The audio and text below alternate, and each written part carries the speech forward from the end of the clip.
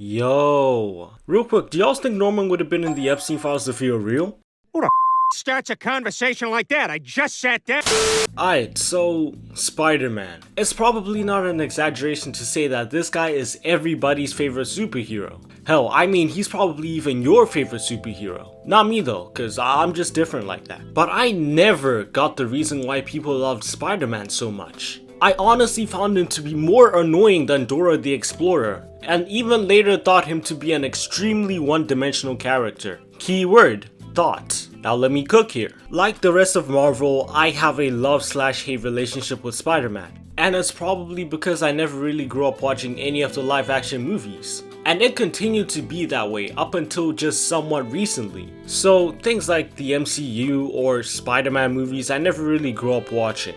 And I mainly blame both school and Disney XD here. Cause y'alls, I'm telling you, I was set up for failure here. Like, how are you only gonna air episodes of Ultimate Spider-Man at around like 6 or 7 in the morning on weekdays? Like, come on, I was only 7 or 8 at the time. A kid like me had no time for that. And what's worse is that the show wasn't even all that good from what I remember. But that could just be the DC fan in me talking, because like I said, I barely got to watch it. Every time I did manage to watch it, Peter was always doing some sort of self-monologue, and I hated that. And this was coming from a guy who messed with Deadpool, a literal Deathstroke ripoff. I will say this about the show though, it was actually my first introduction to Danny Rand, aka the Iron Fist. One of the only superheroes I love from Marvel. Let me chill out though and actually get down to what this video is mainly about. And you know what, I'm just gonna go balls out here, no Yakuza.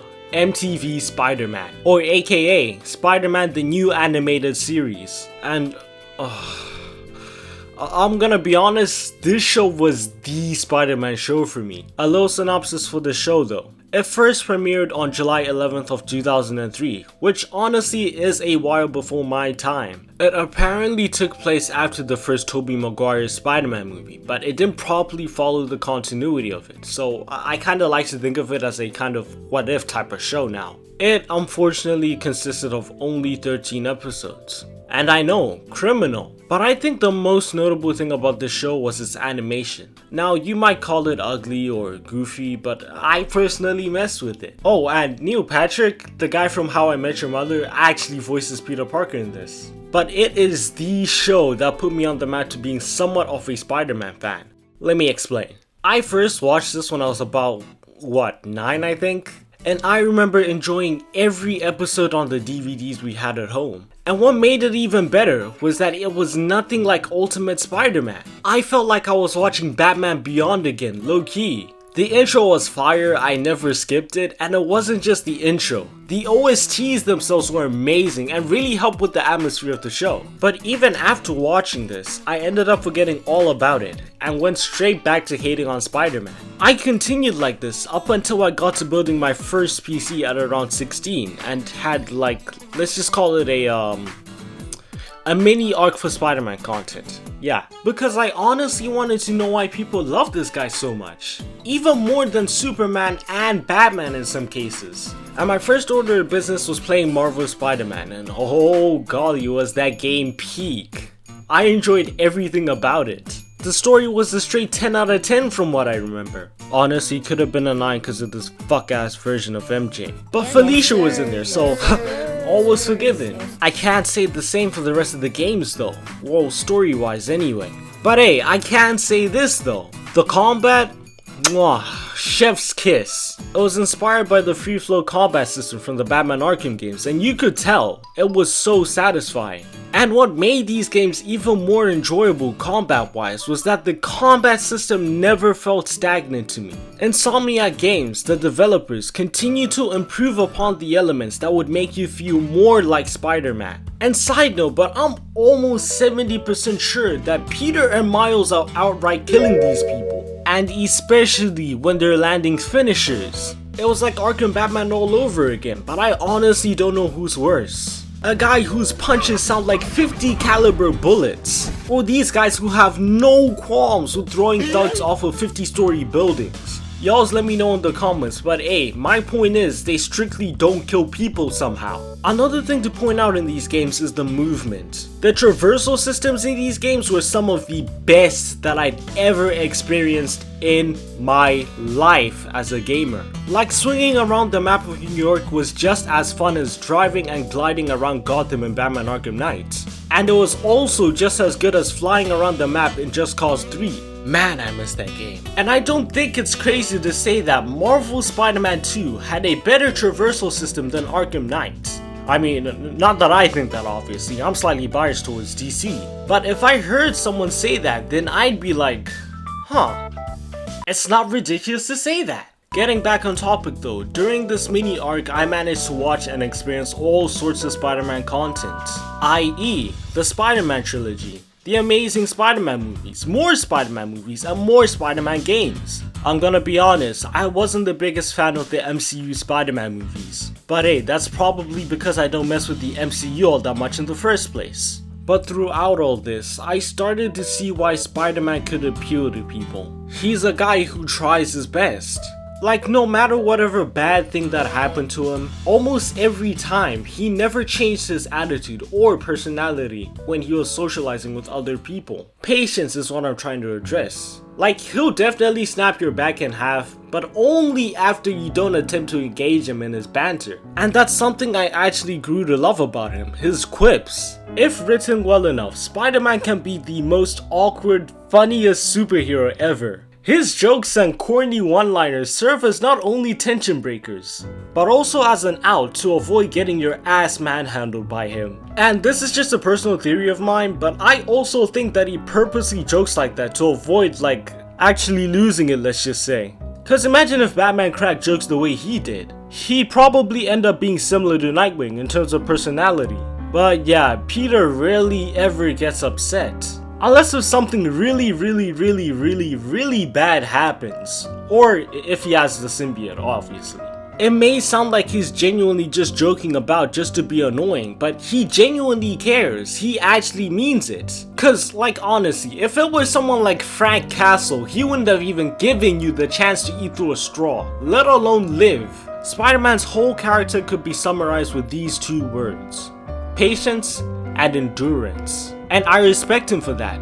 Honestly, I respect him for never letting shit like eviction stop him from being the friendly neighborhood Spider-Man. But anyways, I of course ended up going back to experience what started it all for me: MTV Spider-Man. Now obviously I didn't have the original DVDs anymore, but luckily I found one on eBay for like £2, and I'm gonna be honest, I definitely would have paid more if they asked me to. But I can easily say that this was the best way I've ever spent £2 in my life. 10 billion% worth it, no senku. And add on to the fact that it was legitimately better than my last watch from when I was 9. But after that first rewatch, I finally just realized how dark this show actually was. I genuinely had to question myself on why I didn't notice this. And I could use the excuse of saying that I was 9 at the time, but the reason why that doesn't sit right with me is because I'd watched Batman Beyond before, which I think is a pretty similar comparison to this show. But even I could tell that that show had some crazy moments, and even in the movie. The closest answer that I could come up with was that I guess I'd never really cared all that much about Spider-Man back then. But yeah dog, there was just something dark and gritty about the show that made me want to watch more of it. But that feeling made it all the more worthwhile when I rewatched it again just for this video.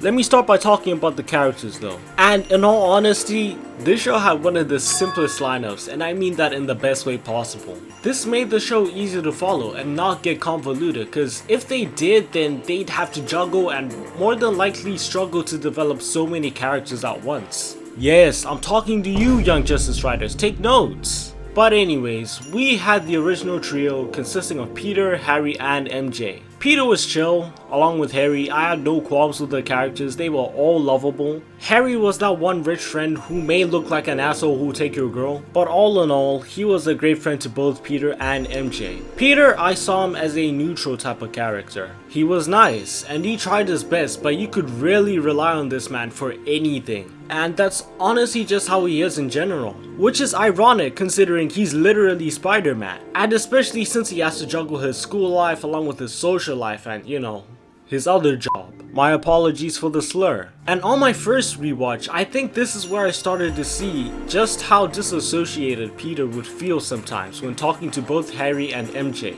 Because on one hand, you've got your best friend who thinks you killed his father, but he just doesn't know it. And obviously you can't tell him either because Spider-Man has enemies that may exploit that personal connection just to get to him. And on the other hand, he could risk losing Harry simply because he wouldn't want to believe him. Like, it's crazy. It's quite the conundrum. And speaking of conundrums, next up we've got MJ. And I think I'm just gonna talk about her character in general. Mary Jane Watson is a terrible partner in almost every piece of media that I've seen so far. I think the worst one being in the games, and I can prove this with just one conversation from the first one. Hey, okay, another thing. Sorry, Charlie. You knock a man out, destroy my background research, and the best you got is sorry, Charlie? Is everything a joke to you? What? MJ, no, I screwed up. It was a tension breaker. Tension breaker, right. You know, this is exactly why we broke up. I thought we broke up so you could focus on your career. We broke up because you wouldn't stop treating me like a baby. Don't do this, MJ. Don't do that, MJ. Oh, that's too dangerous, MJ. I may not have super spider powers, but I'm not made out of glass. You snuck into the middle of an armed military... You know what? Can we not do this right now? Please?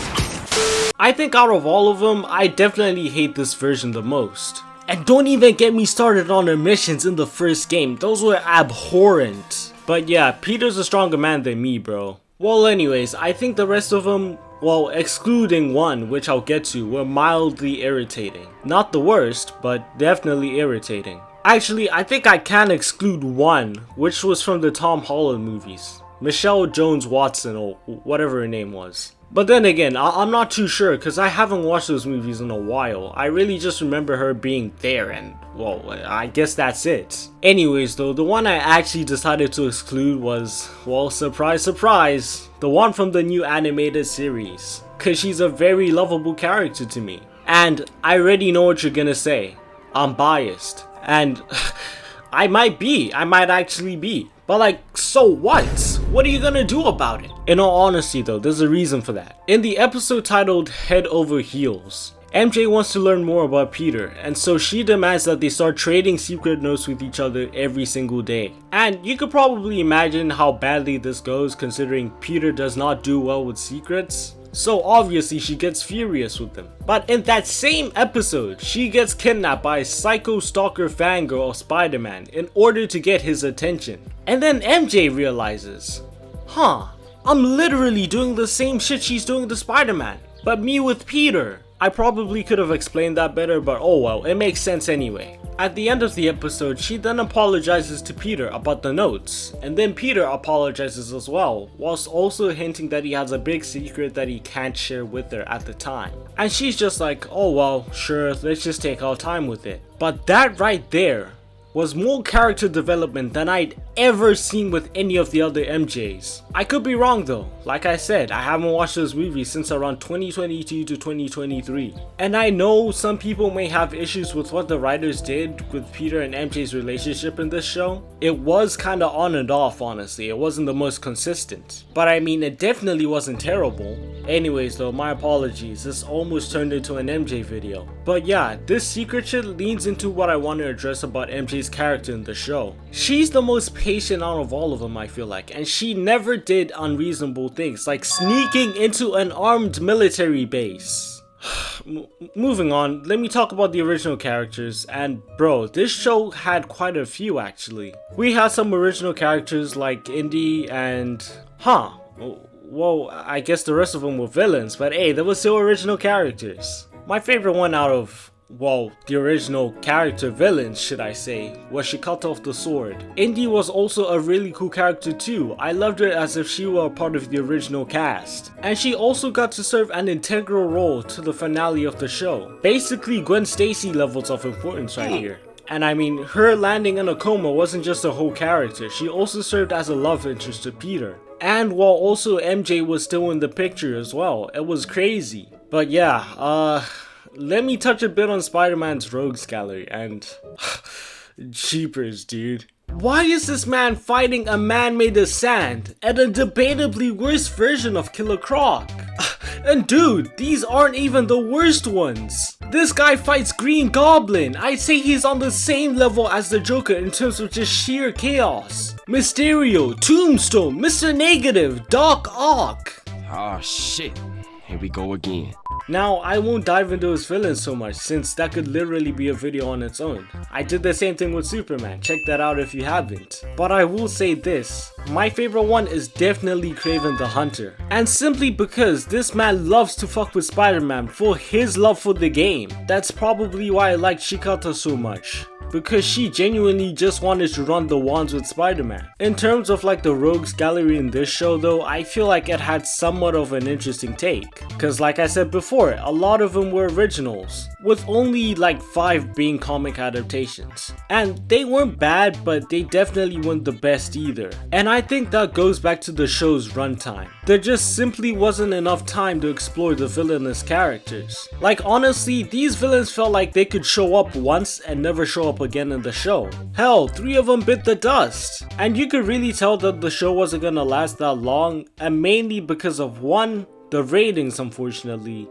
2, how it ended, and 3, how the villains that I mentioned dying were actually the last 2 to die. It did however have a kind of ambiguous ending. Like you could tell they were done, but then again, it's definitely possible the way they ended things, a second season could come out. But I'm not so sure anymore considering this ended like more than 22 years ago. Yeah. I did see though that there are fans that have been animating a new season on YouTube. So I'm more than likely gonna check that out. And that's probably the closest thing that we're gonna get, and I'm just hoping that it goes well. I definitely recommend this show though, it's a 10 out of 10 for me. And I think the reason why I loved it so much was because it didn't feel like other Spider-Man shows that I'd watched. It was much more serious, people died, and it felt way darker compared to other Spider-Man shows. And I think this show did a really good job at showing how it affected Peter when he couldn't save someone, or even when he wasn't able to save villains that he could sympathize with. Anyways, I think that's about... Oh, yeah, wait, I completely glossed over the Spider-Verse movies. Yeah, those are peak. Literally some of the best animated movies I've ever seen. It's honestly a shame that Warner Bros said no to a Batman Beyond film that would have looked like this. Shame on them. But yeah, I think this time that's really about it. I think over the years I've learned to respect and even love Spider-Man. He's a great superhero. And I think that if I'd grown up with more Spider-Man content, then he might have actually been up there with Superman and Batman in terms of GOAT status for me. But hey, you can't say that I didn't try. But with that being said though, thank you for watching the video. If you stuck around this long or well to the end, then you may as well leave a like. I would greatly appreciate that. This video might have been a little messy in terms of explaining, but oh well. I really just wanted to express how much I loved MTV Spider-Man and the character itself. With that being said, I'm going back to bed.